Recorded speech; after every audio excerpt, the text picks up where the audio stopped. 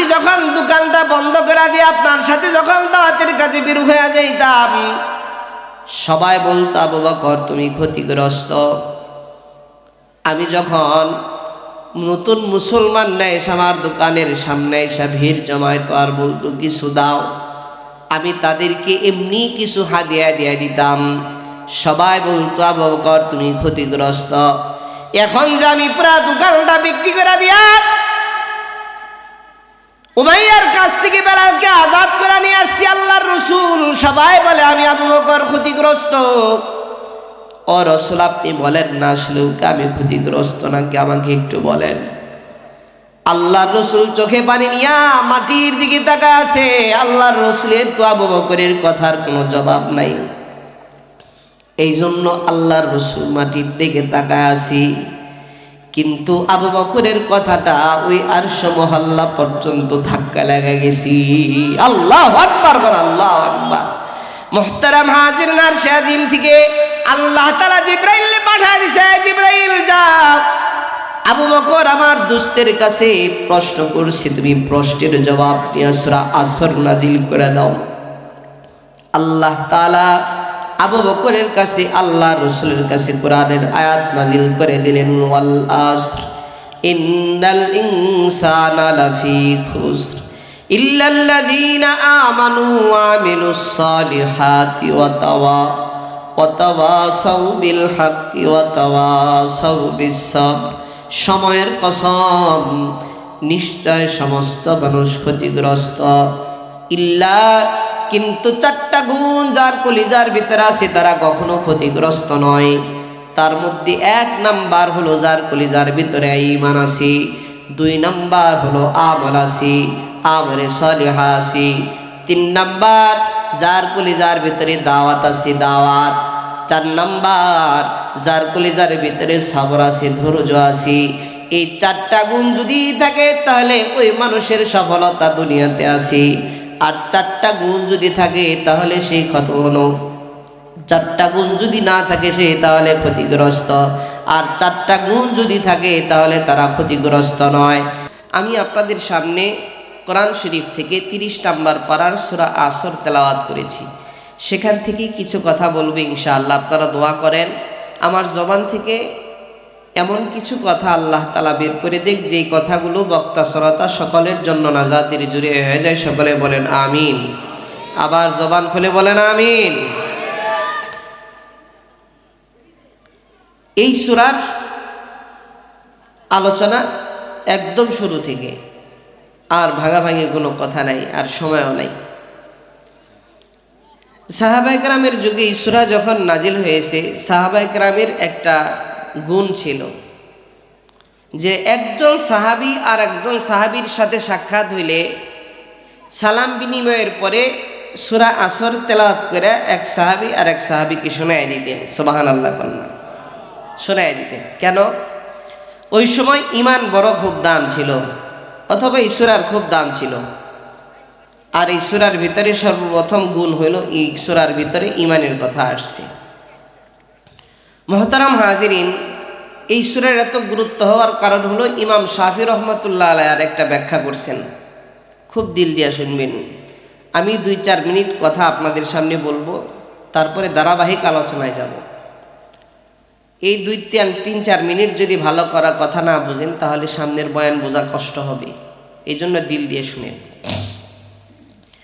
ইমাম শাফি রহমাতুল্লাহ আলাইহি তিনি ব্যাখ্যা করেছেন যে আল্লাহর রসুলের কাছে পুরা কোরআন নাজিল হয়েছে, 114টা সূরা নাজিল হয়েছে। এই 114টা সূরার ভিতরে 113টা সূরা বাদ দেন। শুধু সূরা আসরও যদি আল্লাহর রসুলের কাছে যদি নাজিল হইতো, আর আল্লাহর রসুল যদি এই একটা সূরা নিয়েই যদি দুনিয়াতে মেহনত করতেন, পৃথিবীর বুকে কালেমার পতাকা প্রতিষ্ঠিত করার জন্যে, বেঈমান মানুষকে ইমানদার বানাইবার জন্যে, অসভ্য মানুষগুলাকে সভ্য বানাইবার জন্যে, অভদ্র মানুষগুলাকে ভদ্র বানাবার জন্যে আল্লাহর রসুলের কাছে এই একটা সূরাই যথেষ্ট ছিল। বলেন সুবহানাল্লাহ। এত দামি কথা ইমাম শাফি রহমাতুল্লাহ আলাইহি বলছেন।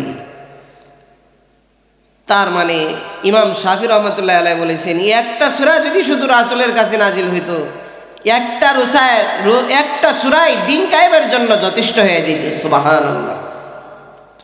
মুহতারাম হাজিরিন, এই সূরার শুরুতে আল্লাহ তাআলা বলেন, আল্লাহ তাআলা ডাক দেয়া বলেন, ওয়াল আসরি ইন্নাল ইনসানা লাফি খুসর ইল্লাল্লাযীনা আমানু ওয়া আমিলুস সালিহাতি ওয়া তাওয়াসাউ বিল হাক্কি ওয়া তাওয়াসাউ বিস সাবর।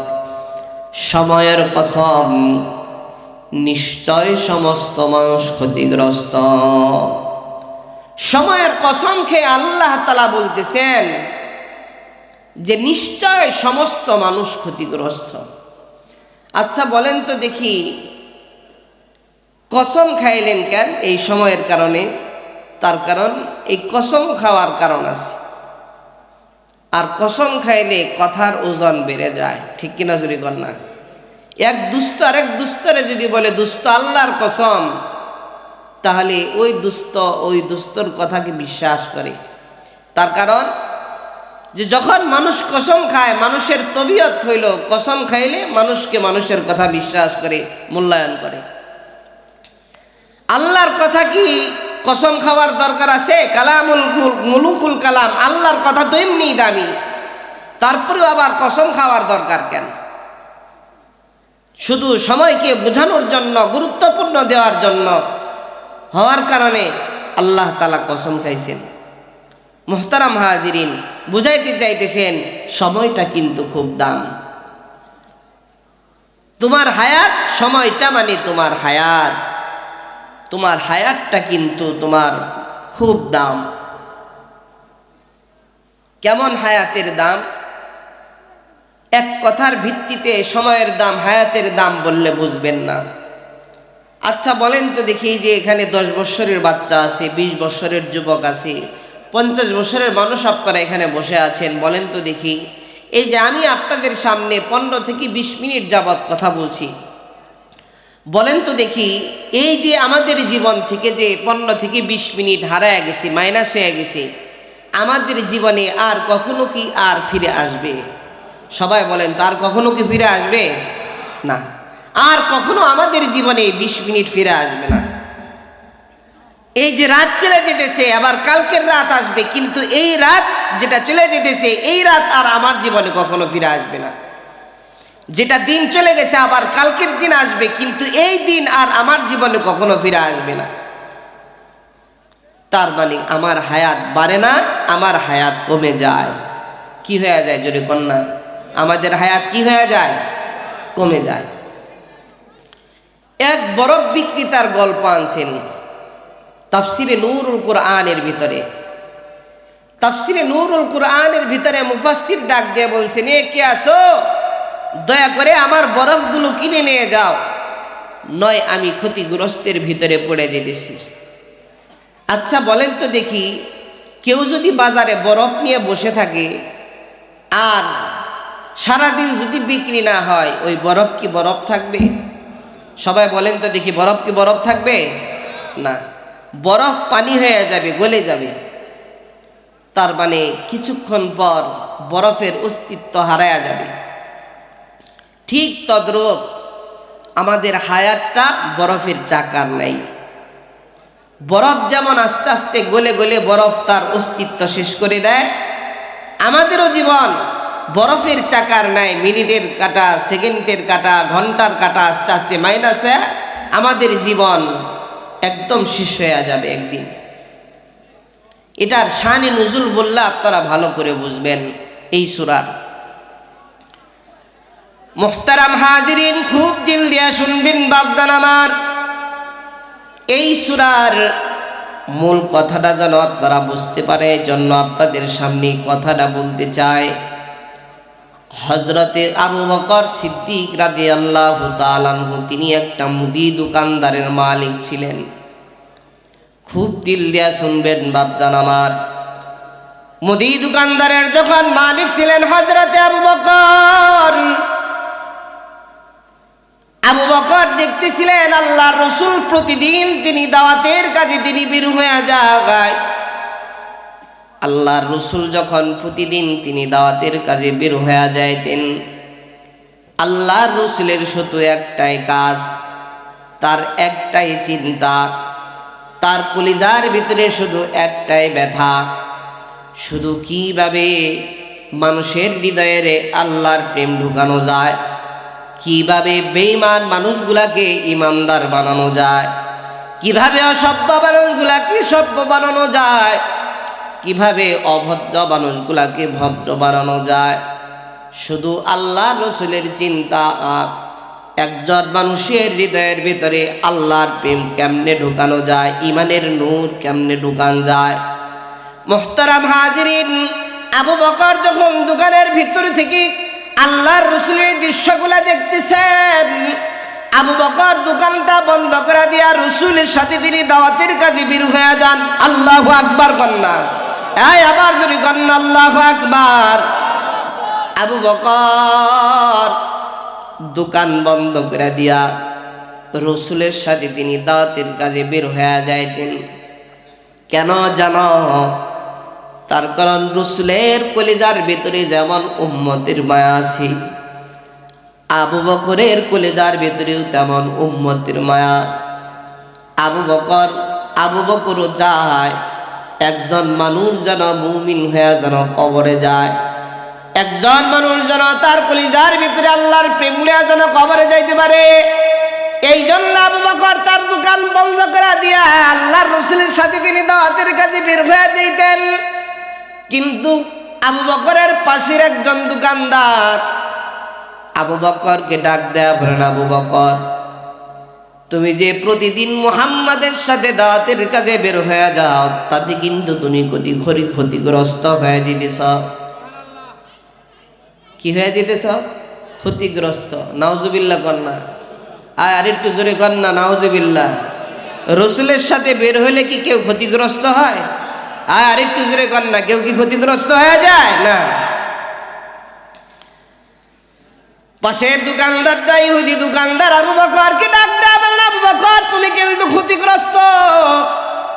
কিন্তু আবু বকর এই কথার কোনো কর্ণপাত না কইরা আল্লাহর রাসূলের সাথে প্রতিদিন তিনি দাওয়াতের কাজে বের হইতেন শুধু উম্মতের মায়ার ব্যথার কারণে। মুহতারাম হাজিরিন, খুব দিল দিয়া শুনবেন, আমি কোনো কিচ্ছা কাহিনী আপনাদের সামনে বলতেছি না, এই সূরার শানে নুজুল আপনাদের সামনে উপস্থাপনা করতেছি। মুহতারাম হাজিরিন, আবার যখন কিছু মানুষ মুসলমান হয়ে যাওয়ার পর আবু বকরের দোকানের সামনে এসে ডাক দেয়া বলে, আবু বকর, 3 দিন যাবৎ কোনো কিছু খাই না, 2 দিন যাবৎ কোনো কিছু খায় না, পেটে কিছু যায় না। আবু বকর, 1 দিন যাবৎ কোনো কিছু যায় না। আবু বকর, তুমি যদি তোমার দোকান থেকে যদি কিছু দিতা তাহলে পেটে যেত। আবু বকর ওই উম্মতের মায়ার পইড়া আবু বকর তার দোকান থেকে এমনি কিছু তাদেরকে হাদিয়া দিয়ে দিতেন। সুবহানাল্লাহ কন্যা, আর জোরে জোরে বলেন না রে বাবা সুবহানাল্লাহ। আবু বকর দোকান থেকে এমনি তাদেরকে কিছু হাদিয়া দিয়ে দিতেন। এই দৃশ্য ইহুদি দোকানদারটা দেখা ইহুদি দোকানদার আবু বকরকে ডাক দেয়া বলেন, আবু বকর, এমনি তো দোকান তুমি কম খোলো, আল্লাহর রাসূলের সাথে তুমি দাওয়াতের কাজে বের হয়ে যাও, এমনি তো তুমি ক্ষতিগ্রস্ত। আবার তুমি যদি এমনি মানুষদেরকে হাদিয়া দেয়া দাও তাহলে তো আরো ক্ষতিগ্রস্ত হয়ে যাবা, তুমি কিন্তু আরো ক্ষতিগ্রস্ত হয়ে যেতেছ।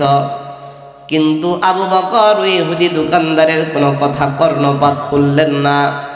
মুহতারাম হাজিরিন, আবু বকর প্রতিদিন বাড়িতে যায়, আবার বাড়ির থেকে আবার দোকানে আসে। মাঝ পথে আবু বকর প্রতিদিন তার চোখের সামনে একটা দৃশ্য দেখতে পায়। কি এমন দৃশ্য জানেন?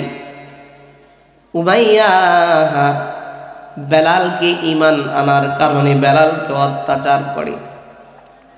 এই দৃশ্য দেখা আবু বকরের কলিজার ভিতরে অনেক মায়া।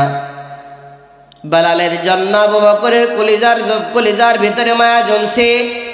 আবু বকর বলের ভিতরে শুধু চিন্তা, কেমনে বেলালকে আজাদ করা যায়, কেমনে এই বেলালকে ঈমানদারকে কেমনা ওই উমাইয়ার কাছ থেকে আজাদ করা যায়, শুধু আবু বকরের কলিজার ভিতরে চিন্তা। মুহতারাম হাজিরিন, আর আবু বকরের কলিজার ভিতরে শুধু ব্যথা। একজন মানুষ ঈমানকে গ্রহণ করার কারণে এত অত্যাচারী হবে কেন, এত মুজলুম হবে কেন, এত কষ্ট সহ্য করতে হবে কেন? মুহতারাম হাজিরিন, আবু বকরের কলিজার ভিতরে ব্যথা জমে গেছে। আয় বাবা, খুব দিল দিয়া শুনবেন। হজরত বেলালকে উমাইয়া কি পরিমাণে অত্যাচার শুরু করছিল। উমাইয়া হজরত বেলালকে কিভাবে অত্যাচার করছে। হজরত বেলাল উত্তপ্ত বালুর উপরে শোয়া রাখছে। বেলালকে চিৎ করে শোয়া রাখছে। যে বালুকণাগুলা বেলালের পিঠের ভিতরে যে আঘাত করছে, ওখান থেকে ফুইটা ফুইটা যায় রক্তগুলা বালুর উপরে যা পড়ে গেছে। বেলাল সহ্য করতে পারে নাই, সহ্য না করে আসমানের মালিক রে আল্লাহ আল্লাহ আল্লাহ আল্লাহ বলে বলে ডাকছি। মুহতারাম হাজিরিন, উত্তপ্ত বালু তো এক, আবার ওখান থেকে রক্ত যখন বের হইছে বালুর উপরে পড়ছে, আবার হযরত বেলাল বালুর উপরে শেষরাইছে। দুই পায়ের ভিতরে রশি লাগায়া উত্তপ্ত বালুর উপরে বেলালকে শেষরাইছে ঈমান গ্রহণ করার কারণে। হযরত বেলাল ঈমান গ্রহণ করার কারণে, এত জোরে জোরে আল্লাহর নাম ডাকার কারণে হযরত বেলাল বুকের উপরে পাথর দিয়া চাপা দিছে, যেন নড়াচড়া না করতে পারে। মুহতারাম হাজিরিন, আমাদের জীবনে কি এমন ইতিহাস হয়েছে নাকি যে ঈমান গ্রহণ করার কারণে আমার অত্যাচার সহ্য করতে হয়েছে, আল্লাহ বলার কারণে আমাকে অত্যাচার সহ্য করতে হয়েছে? না না না, গাজীপুর শ্রীপুরের মানুষেরা ঈমান গ্রহণের কারণে কি আমাদের কোনো অত্যাচার সহ্য করতে হয় নাই। এই বাপজারা আমার খুব দিল দিয়া শুনবেন।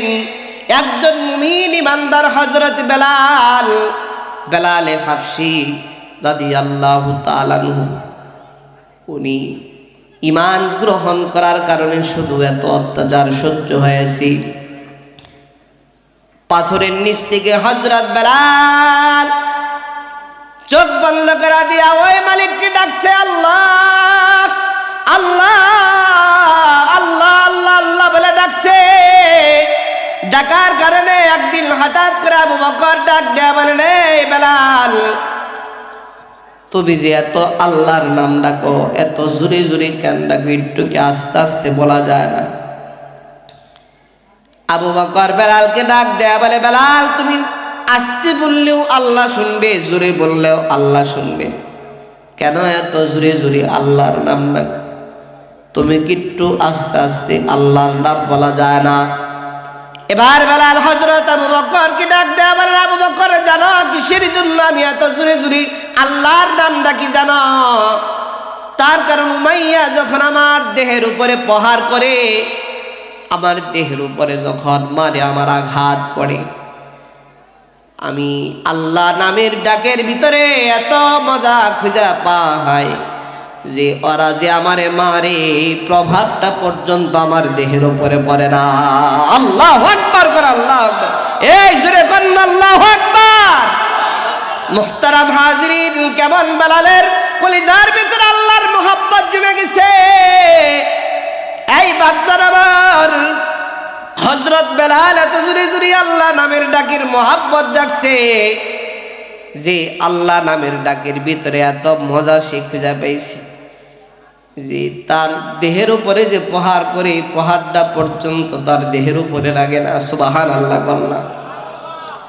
মুহতারাম হাজিরিন, হযরত বেলাল এত জোরে জোরে আল্লাহর নাম ডাকার কারণে উমাইয়ার রাগ উঠে গেছি। আই বাপ জানামা রাগ করে উমাইয়া হযরত বেলালের জিহ্বার ভিতরে যে পারাক মারছে না, জিহ্বা দিয়া আল্লাহর নাম না ডাকতে পারে, নাক ছিদ্র করে দিছে। নাকটা ছিদ্র করে দিয়া ভিতর দিয়ে রশি লাগাইয়া বাচ্চাদের হাতে রশি দিয়া দিছে। একবার ডানে ডানে, একবার বামে ডানে, আর একবার উঁচার দিকে টানে, আর একবার নিচের দিকে টানে।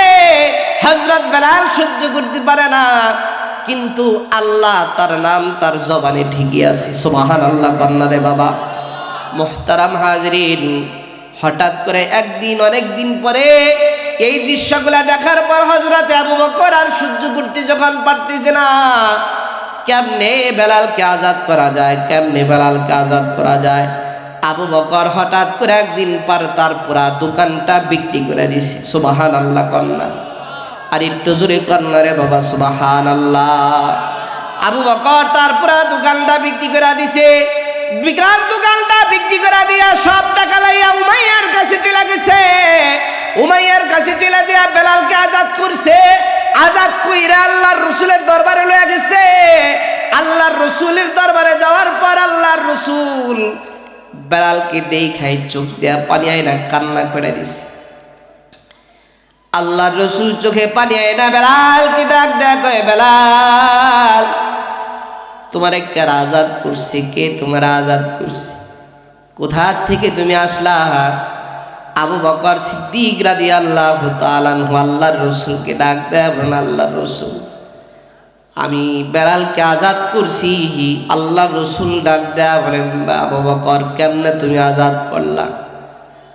আবু বকর ডাক দেয়া বলে, ও আল্লাহর রাসূল, আমার যে দোকান ছিল দোকানটা বিক্রি করে দিয়া উমাইয়ার কাছ থেকে বেলালকে আজাদ করছি। সুবহানাল্লাহ কন্যা রে বাবা, আর একটু জোরে জোরে বলেন না রে বাবা, সুবহানাল্লাহ।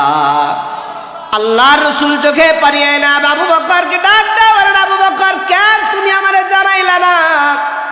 আমার একটু জানাইতা, আমিও তোমার সাথে একটু শরীক হইতাম। কেন তুমি আমারে জানাইলা না আবু বকর? আবু বকর আল্লাহর রাসূলকে ডাক দেয়া বলেন, আল্লাহর রাসূল, আমি বেলালকে আজাদ করছি শুধু ওই আল্লাহ পাকের সন্তুষ্টি অর্জন করার জন্যে, আর আপনার মুখে হাসি ফোটানোর জন্য আবু বকর বেলালকে আজাদ করছি। আল্লাহু আকবার, আল্লাহু আকবার। এবার আবু বকর আল্লাহর রাসূলকে ডাক দিয়ে বলতেছেন, আল্লাহর রাসূল, আমার একটা কথার জবাব দেন, আমার একটা কথার জবাব দেন আল্লাহর রাসূল, আমি তো সহ্য করতে পারতেছি না। আবু বকর ডাক দেয়া বলে, আল্লাহর রাসূল, আমি যখন দোকানটা বন্ধ করে দিয়ে আপনার সাথে যখন দাওয়াতের কাজে বের হয়ে যাইতাম, সবাই বলতো, আবু বকর তুমি ক্ষতিগ্রস্ত। আমি যখন নতুন মুসলমানরা এসে আমার দোকানের সামনে এসে ভিড় জমাইতো আর বলতো কিছু দাও, আমি তাদেরকে এমনি কিছু হাদিয়া দিয়ে দিতাম। সবাই বলতো, আবু বকর তুমি ক্ষতিগ্রস্ত। এখন যে আমি পুরা দোকানটা বিক্রি করে দিয়া উমাইয়ার কাছ থেকে বেলালকে আজাদ করে নিয়ে আসছি আল্লাহর রাসূল, সবাই বলে আমি আবু বকর ক্ষতিগ্রস্ত। ও রাসূল, আপনি বলেন না আসলে আমি ক্ষতিগ্রস্ত নাকি, আমাকে একটু বলেন। আল্লাহর রাসূল চোখে পানি নিয়া মাটির দিকে তাকায় আছে।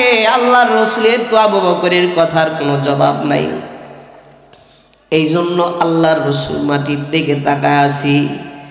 কিন্তু আবু বকরের কথাটা ওই আরশ মহল্লা পর্যন্ত ধাক্কা লেগে গেছি। আল্লাহু আকবার, আল্লাহু আকবার। মুহতারাম হাজিরিন, আরশ আজিম থেকে আল্লাহ তাআলা জিবরাইল পাঠিয়ে দিয়েছে, জিবরাইল যাও আবু বকর আমার দোস্তের কাছে প্রশ্ন করছে, তুমি প্রশ্নের জবাব নিয়ে সূরা আসর নাজিল করে দাও। আল্লাহ তাআলা আবু বকরের কাছে আল্লাহর রাসূলের কাছে কোরআনের আয়াত নাজিল করে দিলেন, ওয়াল আসর ইন্নাল ইনসানা লাফি খুসর ইল্লাল্লাযীনা আমানু ওয়া আমিলুস সালিহাতি ওয়া তাওয়াসাউ বিল হাক্কি ওয়া তাওয়াসাউ বিস সাবর। সময়ের কসম, নিশ্চয় সমস্ত মানুষ ক্ষতিগ্রস্ত, ইল্লা কিন্তু চারটা গুণ যার কলিজার ভিতরে আছে তারা কখনো ক্ষতিগ্রস্ত নয়। তার মধ্যে এক নাম্বার হলো যার কলিজার ভিতরে ঈমান আছে, দুই নাম্বার হলো আমল আছে, আমলে সালিহা আছে, তিন নাম্বার যার কলিজার ভিতরে দাওয়াত আছে, দাওয়াত, চার নাম্বার যার কলিজার ভিতরে সবর আছে, ধৈর্য আছে। এই চারটা গুণ যদি থাকে তাহলে ওই মানুষের সফলতা দুনিয়াতে আছে। আর 4টা গুণ যদি থাকে তাহলে সেই ক্ষত হলো, 4টা গুণ যদি না থাকে সে তাহলে ক্ষতিগ্রস্ত, আর 4টা গুণ যদি থাকে তাহলে তারা ক্ষতিগ্রস্ত নয়। এবার শ্রীপুরের মানুষেরা আপনাদের কাছে আমি বলবার চাই, বলেন না এই 4টা গুণ নিয়ে কবরে যাওয়ার দরকার আছে না নাই? এই জোরে কন্যা দরকার আছে না নাই? নারে তাকবীর, নারে তাকবীর। এই 4টা গুণ যদি একজন মানুষের হৃদয়ের ভিতরে থাকে ওই মানুষটার দাম আল্লাহ পাকের কাছে আছে। আর যদি 4 গুণ যদি না থাকে আল্লাহ পাকের কাছে 4 আনার দাম হবে না। এবার বলেন না এই 4 গুণ নিয়ে যাওয়ার দরকার আছে না নাই? তার মধ্যে হলো 1 নাম্বার হলো ঈমানের কথা আসছে। ঈমান যদি থাকে তার কাছে আল্লাহ পাকের কাছে মানুষটার দাম আছে। ঈমান যদি না থাকে তাহলে দাম হবে না। আর আমরা তো আমাদের জিন্দেগিটা তো হলো 5 টাকার 4 বিনিময়ে আমরা ঈমানকে বিক্রি করা শিখছি, ঠিক কিনা জোরে কন্যা রে ভাই? 5 টাকার 4 বিনিময়ে, 5 টাকার 4 বিনিময়ে কেমন দেয়? অমুক নেতা কয় বাপজান ভোটটা দিবানি, কয় বাবা তোমারে ছাড়া আমার কোনো গতিই নাই, ঠিক কিনা জোরে কন্যা রে? আছে না নাই? এই জোরে কন্যা আছে না নাই? আবার যদি আরেকজন নেতা কয় বাবা তুমি ভোটটা দিও, কয় তোমারই তো দিব, তোমার চাষি খালি তোমার কথা কয়। হ্যাঁ, আছে না নাই? আবার কয় চাচা ভুট্টা দিবানি, আরে তুমি প্রতি সপ্তাহে না আমার চা খাওয়াও, তোমারে ভুট্টা দিব না কারি দিব। তো 8-10 জন থাকলেও তারা ব্যাকেরই দিয়ে দেয়। হ্যাঁ, পরে আবার এক চাচার আমি গল্প শুনছিলাম, এক চাচার গল্প শুনবেন তো 8-10 জনের কাছে খালি চা খায় আর বিড়ি খায়, আর মুকুট বিড়ি খায় আর টানি, চা হোস্টেল থেকে আর নড়ে না, যে আহে তারে কয় ভোট দিব। তো একজনে কইছে যে ভাই চাচা তুমি ভোট দিবা কারিব, আসল কথা বলছেন, কয় কেউ রে ঠকাম না, ব্যাকের এই সিল মারুম। কি করবো না, ব্যাকের এই সিল মারুম, কেউ রে আর ঠকাম না, দিমু ব্যাগটির ভিতরে সিল। কিন্তু ভোট তো কেউ পেল না, কেউ আমার ঠেকা না, সিল মারার ঠেকা আমি সিল মার। তো এমন হওয়া যাবে না ভাই। 5 টাকার বিনিময়ে আমাদের ঈমান বিক্রি হয়ে যায়। শুধু এই জায়গার গল্প নয়, এই সেই কসবা নালিতে বাড়ি শেরপুরের দিকে তাকান, খ্রিস্টান মিশনারিরা এদেশে এমন ভাবে কাজ করতেছে যে 5 কেজি আটার বিনিময়ে 2 কেজি আটার বিনিময়ে মুসলমানরা খ্রিস্টান হয়ে যেতেছে, ঠিক কিনা জোরে কন্যা রে ভাই? খ্রিস্টান হয়ে যেতেছে। আমাদের তো এই চিন্তা নেই। ঢাকার ভিতরে আপনারা বসবাস করেন এই জন্য বুঝেন না, কিন্তু অবস্থা পার্বত্য চট্টগ্রাম সেই নালিতা বাড়ি শেরপুরের অবস্থা খুব কঠিন অবস্থা। এই জন্য ভাই আমাদের সামনের থেকে যেন আমাদের সামনের ভাইগুলাকে যেন ঈমান নষ্ট করে না পারতে পারে। সকালবেলার বের হয় ঈমান লয়া, বিকাল বেলায় ঘরে ফিরে নাস্তিক হইয়া, ঠিক কিনা জোরে কন্যা রে ভাই? মুহতারাম হাজিরিন, খুব দিল দিয়ে শুনবেন বাপজান আমার। একজন মুমিনের দাম আল্লাহ পাকের কাছে কেমন হবে বাপজান? একজন মুমিনের দাম আল্লাহ পাকের কাছে এমন হবে, আমার শেখ মুর্শিদ আল্লামা খালিদ সাইফুল্লাহ আইয়ুবী দামাত বারকাতুহুম উনি মাঝে মধ্যে একটা কথা বলেন, একজন মুমিন বান্দা যখন ফুলসিরাতের উপর দিয়ে যখন হেঁটে যায়, নিচে থেকে জাহান্নামটা ওই আল্লাহ পাকের কাছে দোয়া করতে থাকে, আল্লাহ একজন ওই যে মুমিন বান্দা আপনার ফুলসিরাতের উপর দিয়ে হেঁটে যেতেছে, ভুলেও যদি এই মুমিন বান্দা যদি আমি জাহান্নামের উপরে যদি পড়ে যায়, রব্বুল আলামিন এই মুমিন বান্দার জন্য কিন্তু আমি জাহান্নামটা নিভে যাব। আল্লাহু আকবার, বল আল্লাহু আকবার। তাহলে একজন মুমিন বান্দার দাম কত হবে? একজন মুমিন বান্দার দাম তাহলে কত হবে মুহতারাম হাজিরিন? এই জন্য বাপজান আমার 2 নাম্বার 10-15 মিনিট, আচ্ছা মুহতারাম হাজিরিন, একজন মুমিন বান্দার তাহলে একজন এত দাম হবে। 2 নাম্বার আমলে সলিহা। আমলে সলিহার ভিতরে হলো শ্রেষ্ঠ ইবাদত হলো নামাজ, আর নামাজের ভিতরে শ্রেষ্ঠ আল্লাহ পাকের কাছে সবচেয়ে পছন্দের হলো সেজদা। সেজদাটা আল্লাহ পাকের কাছে পছন্দের। ভাই বসেন, জি তাড়াতাড়ি করেন, জি মোহাব্বত একটু জিকির করেন তাকবীর, লা ইলাহা,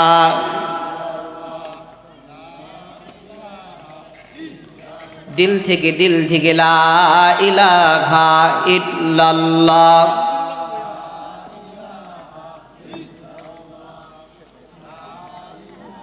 হুজুর না চলে আসছে, মুশাহিদ প্রধান বক্তা চলে আসছে।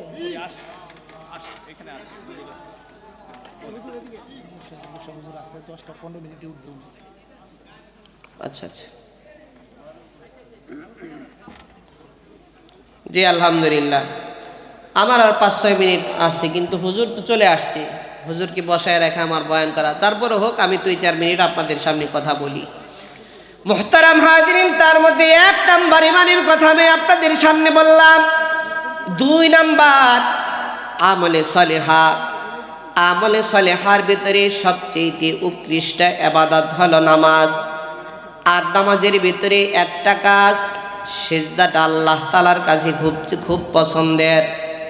এই জন্য বলেন ওয়াসজুদু ওয়াক্তারিব, যে যত বেশি আল্লাহ পাকের কাছে সিজদা দিবে, সিজদা দিলে বান্দার সাথে তার মালিকের সাথে তার সম্পর্ক হয়ে যায়। সুবহানাল্লাহ, বলনা সুবহান।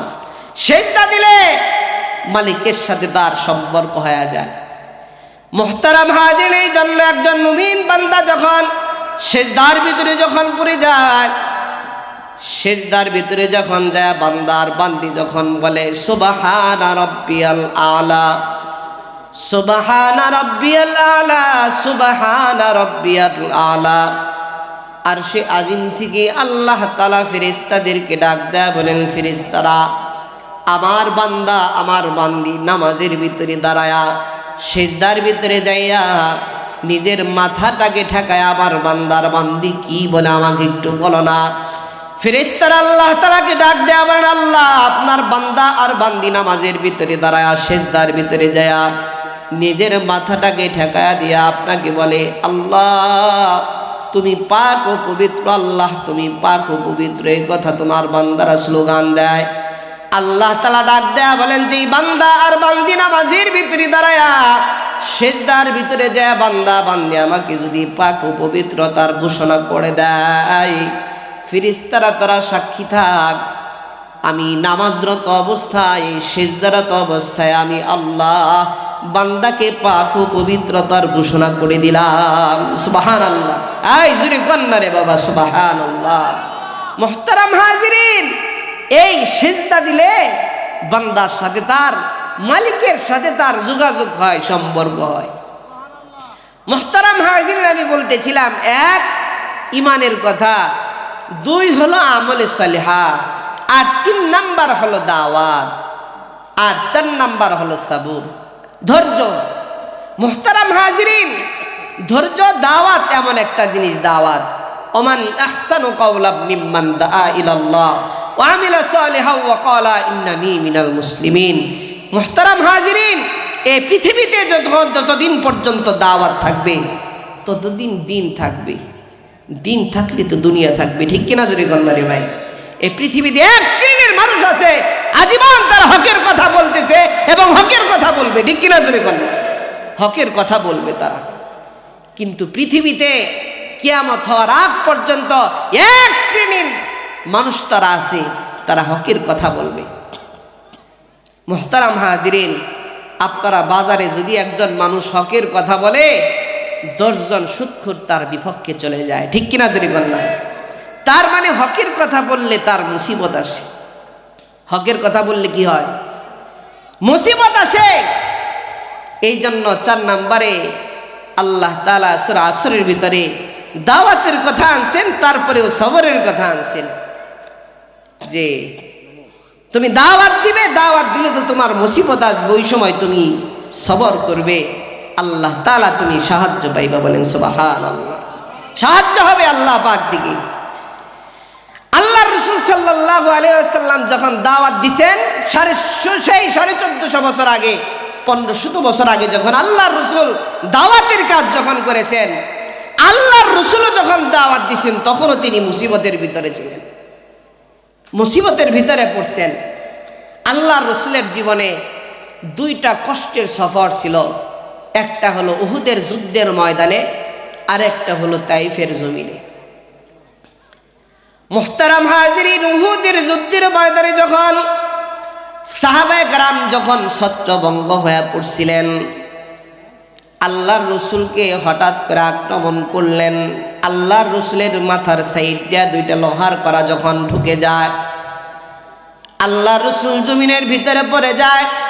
শর্ট করে বলতেছি বাপজান আমার, দূর থেকে হযরত আবু বকর সিদ্দিক রাদিয়াল্লাহু তাআলা আনহু দেখছেন, আর একজন সাহাবী আবু উবাইদা ইবনুল জাররাহ রাদিয়াল্লাহু তাআলা আনহু, উনিও আল্লাহর রসুলের দরবারে আল্লাহর রসুলের সামনে চলে আসলেন। আবু উবাইদা ইবনুল জাররাহ রাদিয়াল্লাহু তাআলা আনহু আবু বকরকে ডাক দেয়া বলেন, আবু বকর, তুমি তো তোমার জীবনে রসুলের অনেক খেদমত করছো আবু বকর, কিন্তু আমি আমার জীবনে রসুলের এত খেদমত করতে পারি নাই। তুমি যদি রসুলের একটু খেদমত করার সুযোগ দিতে তাহলে আমি ধন্য হতাম। আবু বকর আবু উবাইদা ইবনুল জাররাহকে অনুমতি দিলেন। আল্লাহর রসুল আবু উবাইদা ইবনুল জাররাহকে ডাক দেয়া বলেন, আবু উবাইদা, আয় আবু উবাইদা, তো শরীর টান দিবা না, আমি সহ্য করতে পারবো না। তার আমার মাথার ভিতরে অনেক গহীন পর্যন্ত মাথার লোহার কড়াগুলা ঢুকে গেছে। মুহতারাম হাজিরিন, আবু উবাইদা ইবনুল জাররাহ রাদিয়াল্লাহু তাআলা আনহু আল্লাহর রাসূলের মাথার ভিতরে যে লোহা ঢুকছে, লোহার উপরে এমন ভাবে জোরে একটা কামড় দিছে, টান দিয়া যখন খুলছি, আল্লাহর রাসূলের মাথার থেকে যখন লোহাটা খুলে আসছে, সাথে সাথে আবু উবাইদা ইবনুল জাররাহ রাদিয়াল্লাহু তাআলা আনহুর একটা দাঁত ভাঙ্গা জমির উপরে পড়ে গেছে। আল্লাহর রাসূলের মাথা থেকে গড়া গড়া রক্তগুলা তার দেহের উপরে যখন যায় পড়ছে, আল্লাহর রাসূল চোখের পানি নিয়া আবু উবাইদা ইবনুল জাররাহকে ডাক দেয়া বলেন, আবু উবাইদা, আয় বাপজান, এত জোরে কেন টান দিলে? আমি তো সহ্য করার ক্ষমতা হারায়া যায়। আবু উবাইদা ইবনুল জাররাহ রাদিয়াল্লাহু তাআলা আনহু আবার আল্লাহর রাসূলের আরেকটা লোহার উপরে যখন জায়গা কামড় দিছে, আবার এমন জোরে টান দিছে, সাথে সাথে আল্লাহর রাসূলের মাথার থেকে লোহার কড়াটা যখন খুলে আসছে, আবু উবাইদা ইবনুল জাররাহর আরেকটা দাঁত ভাঙ্গা জমির উপরে পড়ে গেছে।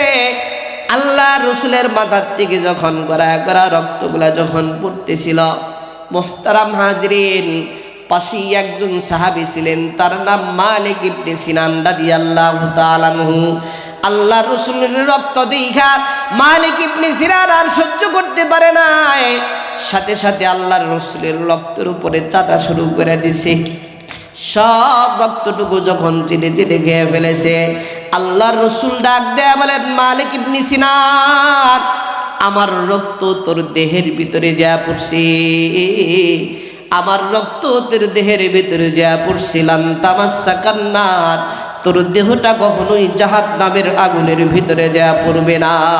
আল্লাহু আকবার, আল্লাহু আকবার। মুহতারাম